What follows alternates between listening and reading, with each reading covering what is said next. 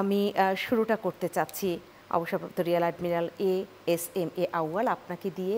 বলা হয় যে এই যে মানবিক করিডোর, এই মানবিক করিডোর বাংলাদেশের জন্য নিরাপত্তা সামরিক ঝুঁকি তৈরি করতে পারে যদি না, এখানে একটা যদি না জুড়ে দেওয়া হয়েছে, যদি না সেটা বাংলাদেশের ভেতরকার সমস্ত রাজনৈতিক ঐক্যমত বা রাজনৈতিক দলগুলোর সাথে একটা আলাপচারিতা, মিয়ানমারের জান্তা সরকার, মিয়ানমারে আরাকান আর্মি ছাড়া অন্যান্য যে পক্ষগুলো রয়েছে সবার সাথে আলোচনা ছাড়া এই মানবিক করিডোর হিসেবে বাংলাদেশে এটা ব্যবহার করা ঝুঁকি তৈরি করতে পারে। আপনি কি বলবেন?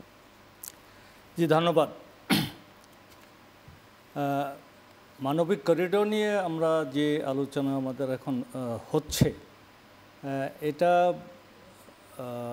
একদিকে আপনার জিনিসটা হঠাৎ করে চলে এসেছে, যে একটা সিদ্ধান্ত হয়ে গেছে যে আপনার এই করিডোরটা দেওয়া হবে। মাননীয় মানে পররাষ্ট্র উপদেষ্টা উনি যেটা বলেছেন যে নীতিগত একটা সিদ্ধান্ত হয়েছে, আমাদের কতগুলো শর্ত আছে, সেগুলো পূরণ হওয়ার সাপেক্ষে এটা হতে পারে। তো এই হলো একটা সরকারের অবস্থান।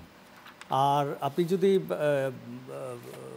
একটু কনটেক্সটটা দেখেন তাহলে এটা ঠিক হঠাৎ করে হয়নি জিনিসটা। কারণ আপনার রাখাইন স্টেট যেটা আমাদের সাথে যার বর্ডার, তো এটাতে তো আপনার সামরিক অভিযান চলছে বেশ কিছুদিন যাবৎ।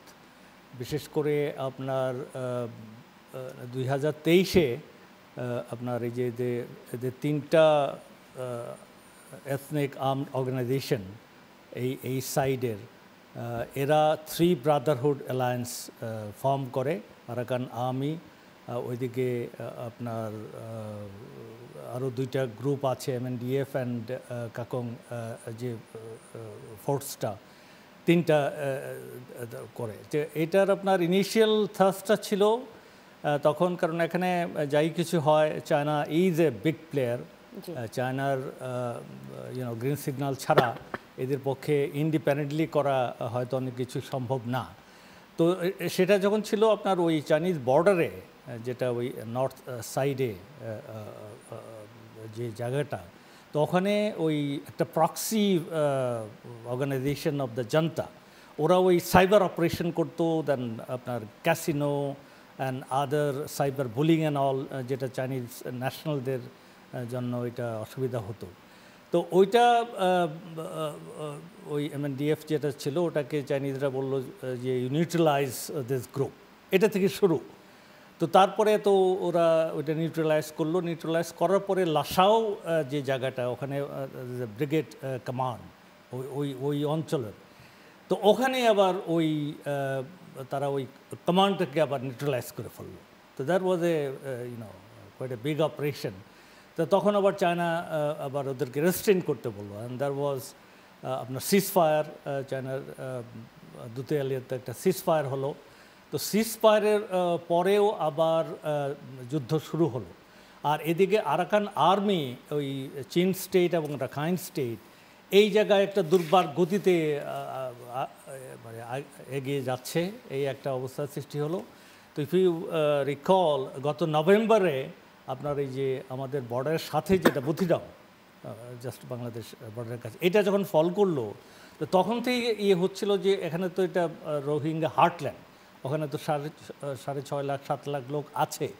তো এরা এমনিতেই ডিফিকাল্টি, আর এরপরে তো ডিফিকাল্টি আরও বেড়ে যাচ্ছে। তো তখন এদের দেখভাল কিভাবে হবে, তো তখন থেকে এদেরকে কিভাবে সাহায্য করা যায়, এটার একটা আলোচনা কিন্তু ছিল। তো এরপরে UN সেক্রেটারি জেনারেল আসলেন।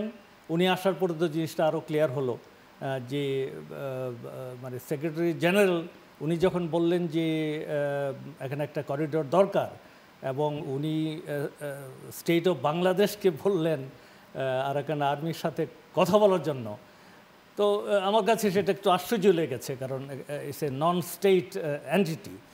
আর একটা স্বাধীন সার্বভৌম দেশ হিসেবে তো এটা আমাদের প্রেরোগেটিভ কার সাথে আমরা কথা বলবো।